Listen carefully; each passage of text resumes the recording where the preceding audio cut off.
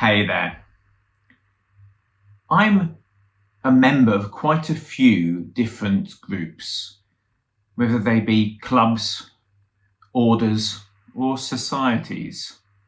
So today I'm going to share some advice and give you some top tips as to how to get the most out of any group membership. I'll also tell you a bit about the events of my week and reveal why I'm wearing a t-shirt at work.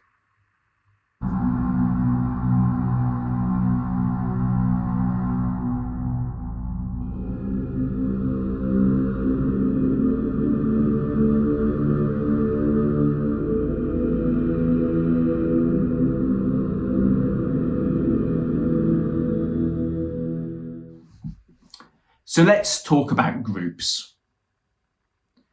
When should you join a group? What's the advantage? And what should you consider before you make an application or accept an invitation? And once you have joined a group, how do you make sure that you and the group benefit in equal measure? Well, first and foremost, I believe that any group membership should be based on a genuine engagement with the purpose of the group. You and the group should be united in your goal. Now, this goal could be a self-improvement one. You're joining a Zen group because you want to learn meditation, improve your mind, achieve enlightenment. Or it could be a political one. You've joined the Green Party because you're worried about the environment. It might be a social one or about enjoyment. You've joined the Fly Fishing Association or you've joined the darts club because that's what you'd really like to do in your spare time. Whatever the reason, this must be genuine. It must be the primary focus. Don't ever join anything just because your friends are members. Don't join anything because you think it will add mystique to your image or help you move up in society or because it's very convenient. Make sure you engage with what's being done or what the goal is. This is really important on many different levels. First and foremost, if you're not engaged with what the group's trying to do, you'll find it's quite boring there. And you know the saying, the devil makes work for idle hands. You'll find other things that you do find interesting, and they may be social or they may be environmental, but these can be a distraction or a disruption to others. Likewise, a genuine interest protects you against a lot of things. If you love playing darts, you don't mind putting up with the guy who gets drunk now and again and says rude things. If you love the martial art or the boxing club that you go to, if the person who organises it isn't quite on the ball and sometimes you turn up and it's closed, you just go for a run and look forward to the next one.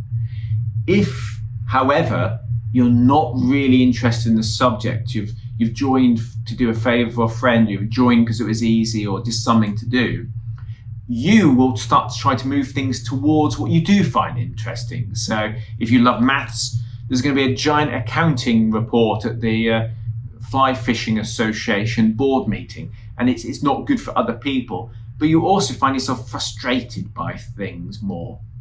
So make sure you completely connect on the goal, and that's the most important thing.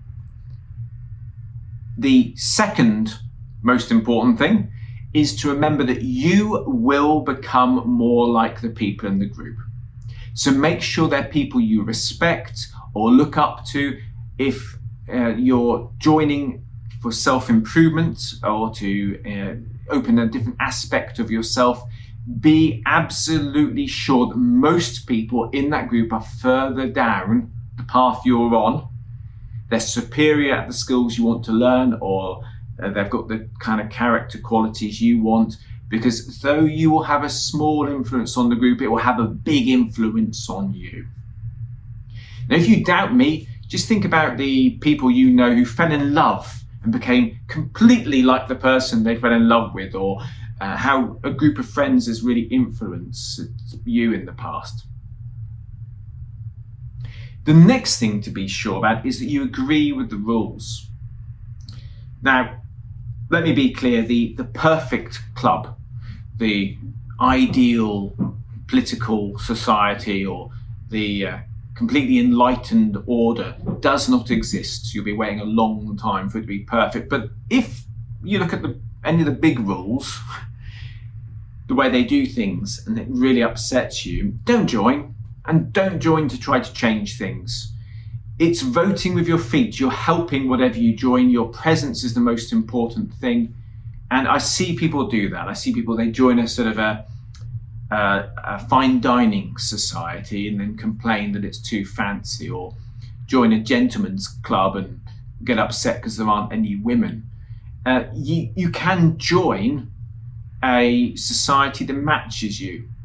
You see this in the spiritual disciplines as well. They join something that's very based on, doing ritual or so on, and then say, I think there should be more meditation. Make sure things match from the beginning, because it's not good for you and it's not good for the group if you're trying to change things there. There are people who really value and be in tune with what you're doing, and choose them first, even if it takes a little bit of time to search them out. So you've got all three criteria. You're really engaged with what the people in that group are doing. You want to be part of that group, because they're going to amplify what your goals are, whether you think you'll have more fun, or you'll learn skills that you need to learn, or you're going to be developing some aspect of your life.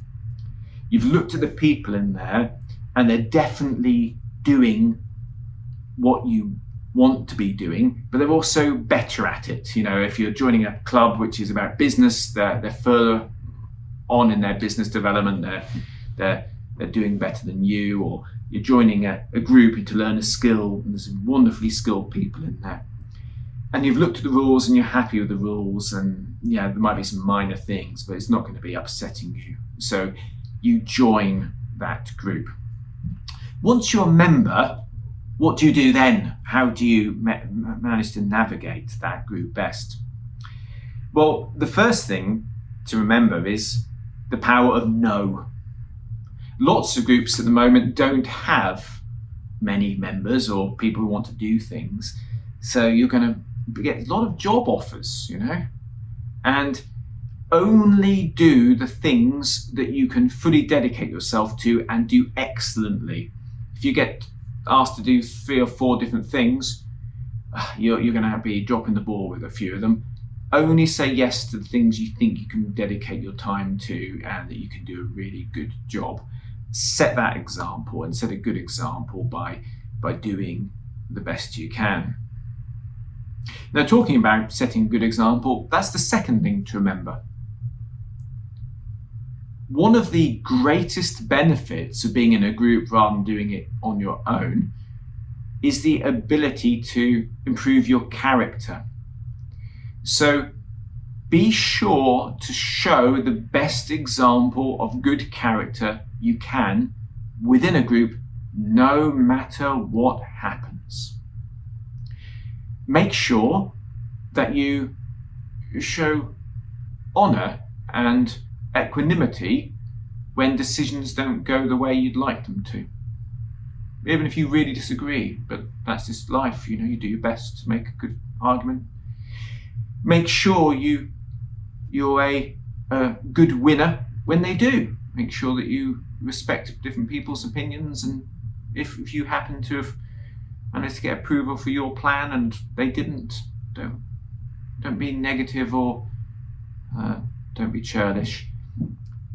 If somebody gets promoted to some great rank or to a position you'd like yourself, Make sure that you're honourable about this. Sometimes you'll meet people who are at the lowest point in their life, or they're ill, or they've got outside challenges, or there's various reasons why they might get a bit upset or be a bit unreasonable. Make sure that you keep your equilibrium. One of the greatest things you can learn from being in a diverse group is how to get on with people you wouldn't normally get on with. And I used to try to avoid those people. There's certain people that used to really, I just couldn't quite see the world the way they were. But I find if I moved to somewhere else, there'd be someone else that had the same character, just a different face. It's like fate was teaching me to get on with that type of person.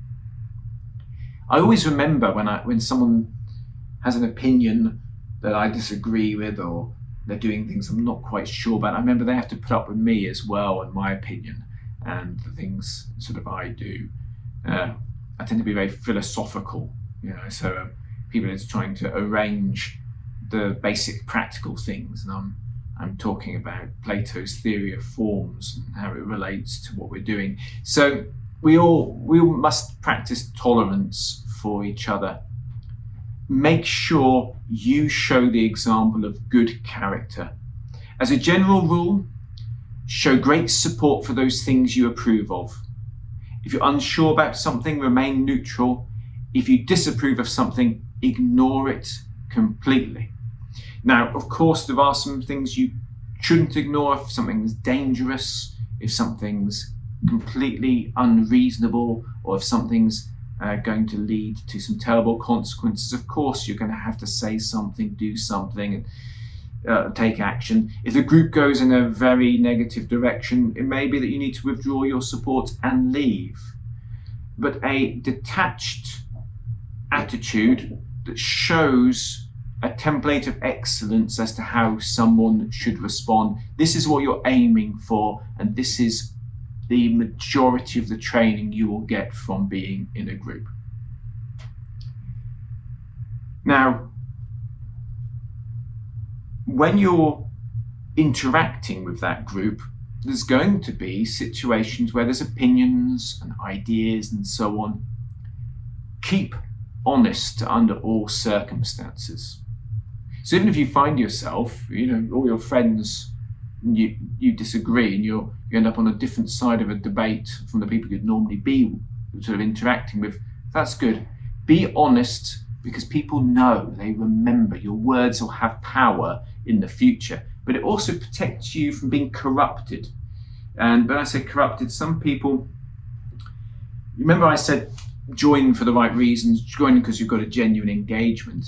Sometimes mission creep and distraction sows confusion, and someone joined a society, they wanted to learn some form of discipline, or they wanted to change the world in some way, but then they became part of the group mentality, and they started trying to compete over positions and roles, and 3 years later it's nothing to do with the original purpose for them. They're just trying to gain that position, or maybe there became social divides between different people, and there's a bit of a inner schism going on. No, make sure your focus is always on the reason why everyone's gathering there. Stand above things and stand for what's true and what you think the best suggestion is.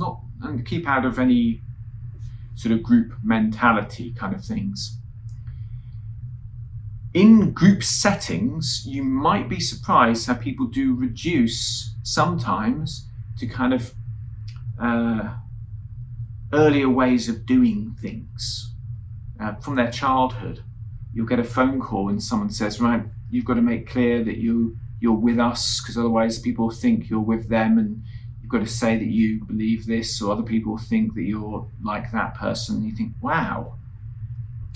Yeah, and you need to keep focused and say, this is my opinion, don't mind what anyone else thinks, and keep focused on why that group is there, what you're trying to do. remember why you joined and don't get distracted by anyone who's got a bit confused why they're there. Now, on the subject of remember why you joined, remember that point I made about people that you want to be more like or that you're impressed by? Find mentors.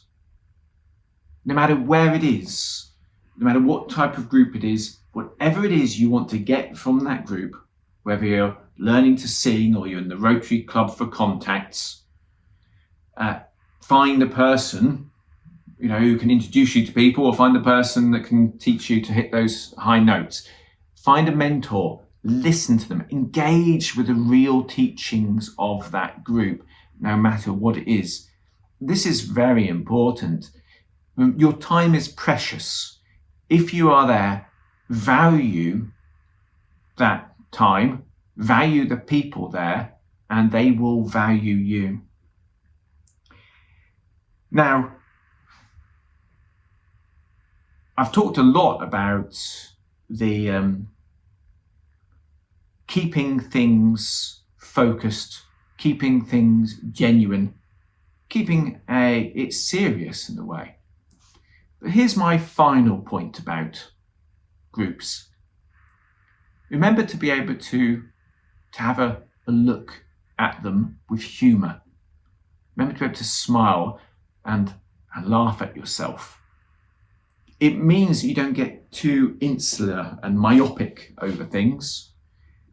The hierarchy in that particular group, whether you're the chairman of the sort of Stoke-on-Trent Frog Spotting Association, whether you're the Grand Master of the Order of Odd Fellows, that's just in the group. And just remember to be able to smile and remember to not to take it too seriously.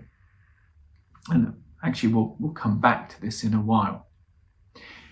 So I promised that I'd tell you in these videos a bit about my week and what's been going on. This has been a very busy week at Lewis Masonic because we're paying author royalties. We've got a lovely royalty system, and I'm the person that produces the reports, and it goes to the accounts department, and they make sure that that's correct, and then they pay the authors almost through them, but it's been very focused. So imagine today I'm in the office dressed sort of in a shirt and trousers and so on, and sitting there doing all this and really trying to keep up with things. I know there's a delivery going to come. I knew it was going to come today, and I knew it was for a big delivery of books for that people are waiting on. So I really want them to appear, and it's getting later and later, and the delivery isn't arriving. And eventually, when it turns up, there's trouble. They can't get the pallet for the last delivery, the two really heavy pallets of someone else's delivery off the back of the lorry. Their pump truck, the thing you'd use to move that, this can't do that. So our books, 4 pallets full of 20 kilogram boxes are stuck there. And one of our members of staff is on holiday in Canada at the moment, and the other one has a day off. It's just me. So I expected to be able to say put the pallets there, but no. What I needed to do is move them one at a time myself. So I went to the car, and luckily I had my t-shirt, noticed the Faulks branding. I had a gym pack there, so I put the t-shirt on, got out of and initially I thought, this is gonna, really spoil my day. I'm not going to be able to get done what I need to get done. But then I thought, well, actually, this is a good opportunity for exercise, and it's cheaper than the gym, and I want these books. So yes, it took me 2.5 hours. You've got to get, in the end, you can carry boxes 2 at a time, and you have to go down some stairs and along here into the Undercroft, into the Lewis warehouse. but it was a very serious workout, hence me being dressed in a t-shirt at work today. And in the end, that change of focus, I think, was good. It meant that I went away from the computer for a while and, managed to exercise the body, and that's good for the mind.